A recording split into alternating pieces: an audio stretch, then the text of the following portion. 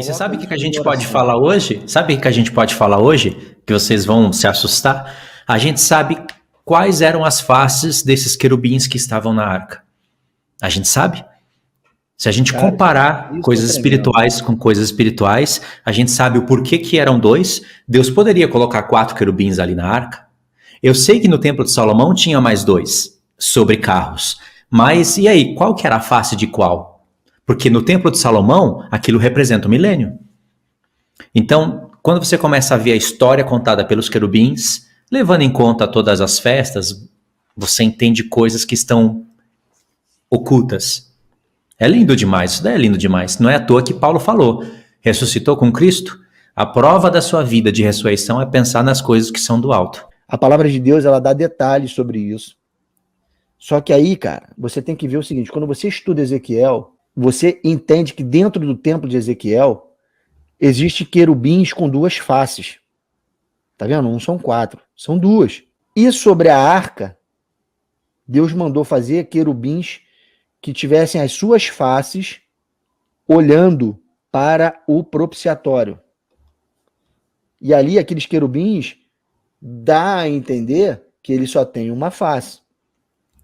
Quando, na verdade, você entende que uma coisa é sombra e a outra coisa é realidade, e por que que Deus estaria mandando fazer nas paredes do templo, dentro do santuário, querubins, um com cara de leãozinho, olhando para uma palmeira de palmas, e o outro, a outra face, olhando para outra palmeira do outro lado, com a cara de homem. Deus está dando uma informação ali. Se ali é a realidade do santuário, na Arca da Aliança tem que ter a sombra. Tá aqui, ó. Pode ver que no véu tem querubins bordado. Esse é o único véu que você vai ver querubins bordado. Tem esse outro véu aqui e não tem querubins, e tem o véu lá do pátio que também não tem querubins. Essas portas, né, que são feitas de véu, elas têm o mesmo material, só que somente nessa tem querubins. E pode ver que atrás desse véu tem querubins também, na Arca da Aliança. Certo? No templo de Ezequiel aqui, Deus disse que no templo de Ezequiel tinha que ter querubins bordados nas paredes, né? Mas só que aqui não dá para ver direito, né? A imagem não está exata. Mas é um querubim com rosto de leão, olhando para uma palmeira que está ali do lado, e um querubim com rosto de homem, olhando para outra palmeira. Isso é uma informação secreta que o Senhor está dando num templo literal que vai existir. Isso não é Nova Jerusalém. Pode ver que Deus, ele está contando uma história com os querubins. Lá no Éden, o homem era para guardar o jardim todo, né? Guardar do quê? Tinha um mal lá que era para ser guardado, né? Era para cuidar, tudo bem, mas era para guardar. Ou seja, tinha um querubim caído lá. A palavra fala serpente, mas lá em Ezequiel fala... Não, peraí, Ezequiel, Pedro? Tu eras querubim... lá em Ezequiel mesmo, olha que interessante. Tu eras querubim ungido da guarda. Tava lá no Éden. Tá vendo? Aí o que acontece? O homem caiu e Deus colocou querubins para guardar o caminho da árvore da vida. Primeira vez que apareceu querubim. Depois eles vão aparecer bordado no véu. Por quê? O que Deus tá falando para o homem? Somente um homem poderia entrar no Santo dos Santos, que era a figura do céu. Era o sumo sacerdote na antiga aliança, mas que falaria de Cristo, que seria somente Jesus que poderia entrar no céu. Qual a história que Deus está contando? Adão pecou, foi destituído da glória de Deus, perdeu o direito da vida eterna, e os querubins estavam lá para deixar essa mensagem para a gente. Lá no véu, Deus está mostrando para o povo, tá vendo? Vocês estão destituídos da minha glória. Agora vai ter que entrar um homem aqui, dentro desse santuário, para interceder por vocês. E isso vai precisar de sangue, né? Para ele passar pelo véu. Por isso que o escritor de Hebreus entendeu que passar pelo véu é passar pela carne. Não dá para falar isso agora com detalhes, né? Mas o escritor de Hebreus fala lá em Hebreus 10. Não, em Hebreus 6 ele fala que Jesus passou pelo véu como precursor. Ele passou na frente e nós vamos passar também. Mas em Hebreus 9 ele fala que Cristo não entrou em um santuário feito por mãos de homens. Então ele passou pelo véu, mas não entrou lá, é óbvio. Ele não entrou, ele era de Judá. E lá em Hebreus 10 fala que o Senhor nos abriu um novo caminho. Aí ele diz, pelo véu, isto é, pela sua carne. Quando Jesus morreu, o que aconteceu com o véu? Se rasgou. Porque ele iria morrer, ressuscitar e passar por esse corpo de carne mortal e entrar no céu como precursor. Ou seja, se o escritor de Hebreus disse que Jesus fez isso como precursor, nós também vamos passar por esse véu, por essa carne que nos separa de Deus, por causa do pecado, e vamos penetrar no céu. Em Hebreus 5 ele fala, o trono, o caminho do trono da glória está aberto. Nós podemos agora ter acesso aos céus, em Hebreus, somando com Hebreus 10. A história do véu. E aí então, por isso o querubins bordado. Aí lá em Isaías 6, há uma imagem real do que estava figurado no tabernáculo. Em Ezequiel 1, uma imagem mais detalhada, com Ezequiel 10. Em Apocalipse 4, a visão real. Então eu mostrei para vocês as imagens. Agora, o interessante, na Arca da Aliança, 2 querubins. No templo de Ezequiel, ele pediu querubins bordados na parede. Um com o rosto de leão e o outro com o rosto de homem. Por que o Senhor deixou 2 de fora? É tremendo isso, cara. Esse recado aí que está nas entrelinhas é tremendo. Isso é pensamento, a gente está meditando sobre isso, mas o que a gente pode dizer é que o que está na arca, se lá na realidade, que é o templo de Ezequiel, está o leão e o homem, mostrando ali, né, a realeza de Cristo junto com os homens, com a igreja, né, mostrando todo o trabalho que transformou a igreja em reis e sacerdotes, mostrando ali na figura do leão e na figura do homem, né? Homens glorificados reais, homens de sacerdócio real. Na Arca da Aliança, só pode ter sobrado as outras 2 faces, que é o novilho e a águia com 2 asas voando, que testemunham de Deus ali, a obra do Filho, que é o seu sacrifício, e o que ele fez para o povo de Israel e o que ele fará pelo Israel espiritual de Deus no deserto. Isso aí. A águia que está ali, né, que a gente pensa que está ali na cabeça daquele querubim, olhando para o...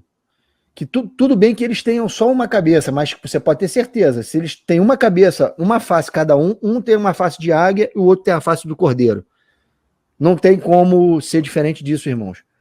Porque precisa-se dessas outras 2 faces para mostrar a obra que Cristo revelou.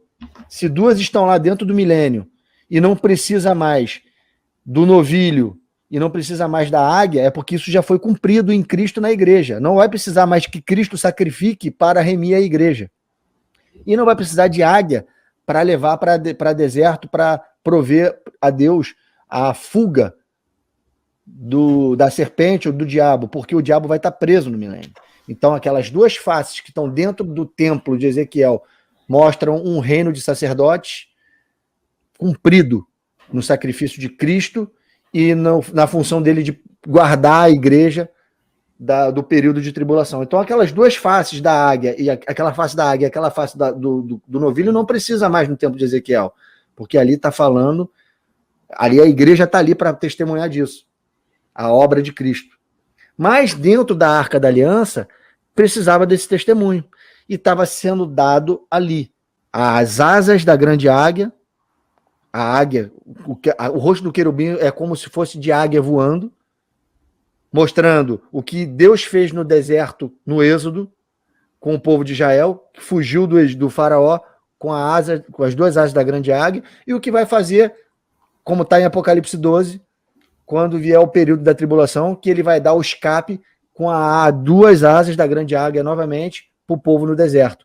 E isso está sendo contado na Arca da Aliança também, nos 2 querubins que estão com a asa por sobre o propiciatório, também testemunhando sobre as obras de Cristo. Isso a gente meditou hoje, irmãos. E isso faz muito sentido e explica o porquê que tem aqueles 2 lá olhando com cara de leão e com cara de homem para as festas dos tabernáculos tipificado naquelas palmeiras. É o plano. Que lindo, né? Olha só, Pedro, na Arca da Aliança, Deus detalhou. Eu quero as 2 faces dele olhando para o propiciatório. Eles vão ser olhando para Cristo, porque Cristo, ele iniciou essa obra de propiciação pelos pecados na cruz. O escritor de Hebreus deixa bem claro isso logo no capítulo 1. Ele fez a propiciação pelos nossos pecados e se assentou à destra de Deus. Só que lá em Hebreus 9, ele fala que isso é sombra das coisas futuras. O que Cristo fez é real e completo. Porque se ele como homem falhasse, já era. Mas ele foi até o fim, venceu e disse, está consumado. Então todas as outras festas vão se cumprir. Então os querubins estavam ali, testemunhando isso. Ou seja, olha o novilho de Deus. Olha aí o sacrifício feito. Agora vamos levar o povo para o deserto. No final, o povo vai para o deserto. Tudo vai se cumprir. Eles olhavam para o propiciatório que apontava para o 6º milênio. Em Ezequiel, os 2 querubins bordados lá por todo canto, ou seja, Deus quer essa mensagem em todo canto da casa. Cada um não olha mais para propiciatório, eles olham para as festas dos tabernáculos. Jesus, o leão da tribo de Judá, que era homem, leão da tribo de Judá. É lindo, não é? Porque... É lindo. É lindo, lindo. Isso é lindo demais. E faz todo sentido. Todo sentido. Mas ele tem que meditar, não pode querer ignorar o templo de Ezequiel. Aí vocês estão falando, podem falar assim, algum engraçadinho pode falar, ué, Pedro, você falou que no templo de Ezequiel tem sacrifício, por que não tem a cara do novilho lá? Porque o sacrifício do novilho foi para a igreja, não Sim, para as nações. Para os seus reis e sacerdotes. As nações nem entram nesse lugar onde está isso desenhado. Quem entra ali são os sacerdotes segundo a ordem de Zadok, que vão entender muito bem o que aquilo ali significa e vai servir de vergonha para eles. Porque eram para eles estarem glorificados. E estão ali exercendo um sacerdócio inferior. Aquele recado ali é para Cristo e para a igreja. E aquilo ali, irmão, todo aquele cenário, aqueles desenhos, aquilo ali é para mostrar dentro do templo a atmosfera celestial, a qual os filhos de Deus vão adentrar quando chegar a festa dos tabernáculos. A igreja não vai estar aqui nessa terra, dentro do templo de Ezequiel, na hora da festa dos tabernáculos com Cristo. Eles vão estar na região celestial, adorando o rei, servindo a ele de dia e de noite, ao Deus e ao Cordeiro. E aí se cumpre a imagem de Apocalipse. Sim, olha outra coisa que está ali na Arca da Aliança. Eu acho que já foi entendido, mas às vezes passa desapercebido. A Arca da Aliança, Deus pediu ela em 2 peças. A arca de madeira revestida de ouro e o propiciatório de ouro puro. Deus poderia fazer toda a arca de ouro puro, ou ele também poderia fazer toda ela de madeira sendo revestida de ouro. Tem motivo para tudo. Olha só, a arca de madeira, a madeira vem de uma árvore e a árvore vem da terra, parte terrena. A arca de madeira fala da humanidade de Cristo e também da nossa, porque o que ele faria iria recair sobre nós. A propiciação que ele faria enquanto homem, ele estava na cruz como sumo sacerdote, como homem, mas ele seria revestido de glória, revestido de ouro, e aí ele anularia aqueles testemunhos que estavam dentro da arca, contrários ao povo. O propiciatório fala da parte eterna do Filho, porque ele é o nosso propiciatório. 1 João, capítulo 2 e capítulo 4, fala que Jesus é a propiciação pelos nossos pecados. Romanos 3, verso 25, Paulo também fala a mesma coisa. Jesus também é a tampa do propiciatório ligado aos querubins, porque os querubins têm que ser de ouro puro porque eles não se fazem homem. Eles não têm a parte humana, só Jesus que tem essa experiência. Mas a Arca da Aliança tinha que ter madeira para falar dessa obra redentora do Filho, que começaria como homem e se completaria como um ser eterno. Começaria na Páscoa e acabaria na festa da expiação. E aí, quando toca a última trombeta, a redenção estará completa porque vai ser visível na igreja, corpos glorificados. Lá aparece a Arca da Aliança. E lembra, um pouquinho antes, o povo foi levado para o deserto, que é uma das faces do querubim, de águia. Então aí tudo se completa. E falamos porque nós largamos mão de querer enxergar a Trindade em tudo, Deus nos revela essas coisas. São coisas profundas, confirmadas pelas Escrituras. A gente não precisa ficar forçando até aparentar dar certo. Isso é revelação linda. Entende? Agora imagine o ódio que o diabo fica. Primeiro, a ideia da Trindade, que foi manipulada, criada por ele e assim, ele influenciou os homens a pregarem isso, está sendo desfeita. E ao mesmo tempo, a gente está falando da queda dele. Ele foi destituído do céu como um querubim. Ele era ungido. E lembra que fala em Ezequiel, Pedro? Olha só a provocação do Senhor. Olha como Deus sabe provocar também. Tu eras querubim ungido da guarda, no meu monte santo te estabeleci. Você andava sobre pedras de fogo. Seu corpo era coberto de pedras preciosas. Mas agora, bichos vão ser a sua cobertura. Agora, quem que é aquele que vai ser coberto de pedras preciosas? O sumo sacerdote já estava com pedras preciosas no peito. Jesus está representado nos muros da Jerusalém, cobertos de pedras preciosas, que é todo o povo agora em Cristo. Isso é uma provocação terrível para o diabo. Ele deve ficar furioso com isso. E ele tinha a intimidade de um querubim da guarda. E olha, era um querubim da guarda de Deus, cara. Era o cara mais próximo. Era lindo, agora ficou com cara de bode. Agora tá lá, com peitinho de mulher, com cara de bode, com o dedinho pra cima, todo... Não, literalmente bode. Ele é o bode peludo. Literalmente um bode. Dois bodes, um bode para o Senhor e outro para Azazel. O para o Senhor tem derramamento de sangue e é Cristo que tomou os nossos pecados, né? Como uma serpente também ele foi levantado. Mas o bode para Azazel, aquele ali levou a culpa final. Morreu solitário. É tremendo mesmo. Ó, matamos em 2 horas e 22, hein? Acho que a gente falou tudo, né? Tá ótimo para mim. Fechou. Na próxima a gente